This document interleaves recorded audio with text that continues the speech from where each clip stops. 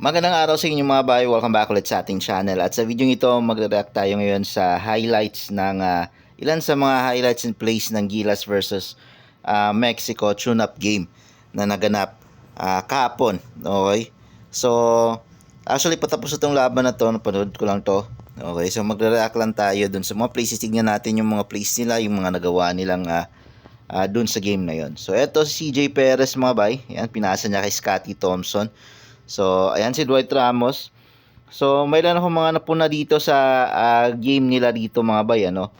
Medyo hesitant yung ibang tumira ng tres. So, dito, makikita ninyo, nung pinasa dito kay Dwight Ramos, pwede niya nang itira yun eh. Pero binalik niya pa kay CJ Perez, tapos binalik kay Scotty. So, medyo hesitant sila mga bay sa mga plays na ginagawa nila dito sa tune-up game nila. Okay, so ito yung mga tinitignan natin, mga crucial errors ng Gilas mga bay, ano, na hindi sila na-convert ng points. So, play natin ulit. Yan. So, yan naman si CJ Perez. So, na-foul siya dyan.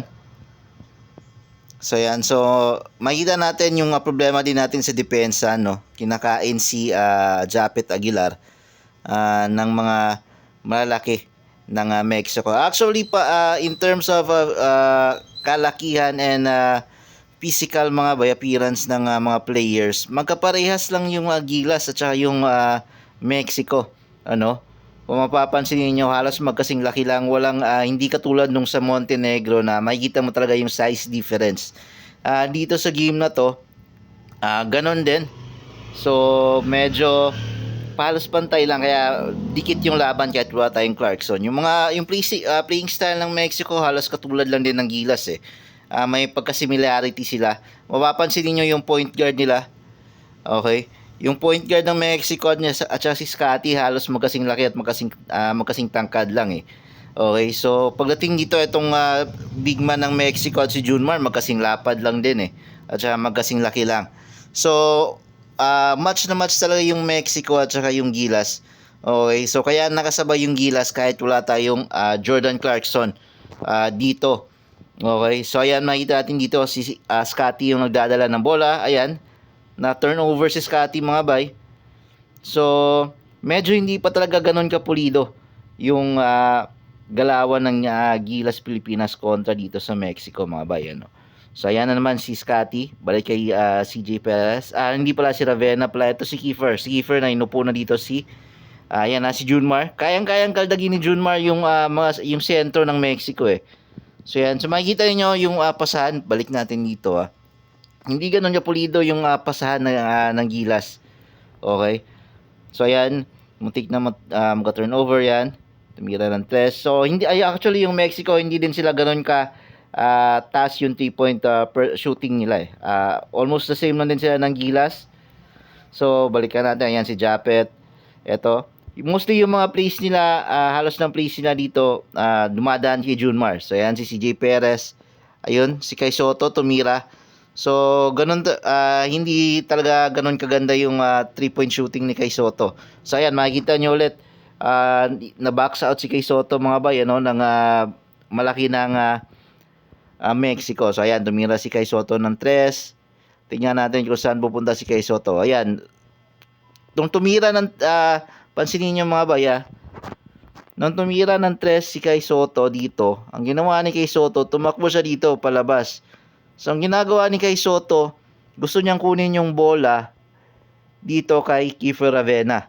So instead na tumakbo siya dito pagkatira niya ng 3, dapat dumiretso siya dito sa ilalim kasi dapat nung tumira ka, dapat isipin mo na dapat mong kunin yung offensive rebound. Okay, so ang nangyari is pumunta dito sa labas si Kai Soto, which is para sa akin maling-mali. So nung pumunta dito si Kai Soto sa taas, bumalik siya doon kasi tumira si Kiefer. Na box out siya ng sentro ng Mexico. Tingnan niyo mga bay, no? Hindi na siya nakapwesto ng maayos. Ayan, no. Oh, makikita ninyo. Ayan na si Kai Soto mga bay. So na box out siya, hindi siya nakapwesto. Tingnan mo naman yung pwesto niya. Okay, tingnan mo si Junmar at si Kai Soto. Tingnan mo yung pwestuhan nila pagdating sa pagkuha ng rebound. Ang laki ng diferensya ni Kai at saka ni Junmar mga bay. Okay. So hindi makapwesto, yan yung isa sa mga problema ni Kay Soto mga bay, yung hindi siya makapwesto ng tuluyan pagdating dito sa pagre-rebound. Okay? So play natin ulit. So ayan, CJ Perez. So ayun pa, isa pa. So hindi open sana dapat yun eh. Yung pinasa ni CJ Perez. Panoorin natin. Magdadive si CJ Perez dyan. Ayun si Kay Soto. So ayan, hindi niya napasa dito kay Soto. Pero nakakuha naman siya ng foul dyan. So medyo hindi ko alam kung nakakapaan ba sila or magulo lang talaga yung galawan nila. Ayan. So natitirahan sila ng tres. Ayan si Kiefer nagdadala ng bola. Ayan. Kung mapapansin niyo, 2 rebounds lang si Kay Soto sa tune-up game na to mga bay, ano? 2 rebounds lang siya. Okay, samantalang si Scottie Thompson nagkaroon ng 6 rebounds sa game na to. And si Scottie point guard yan.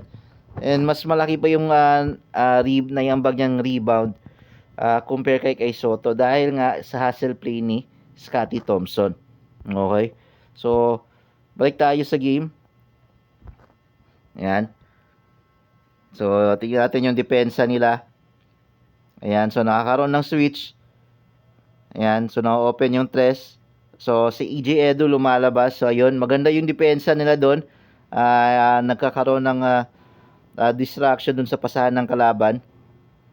Okay, so maganda naman yung sa tingin ko okay naman yung naging depensa nila dito. Pagdating lang sa opensa, hindi tayo masyadong parang hindi sila masyadong nagkakapaan pa, hindi sila masyadong nagkakaintindihan kung saan sila pupunta. Ayan.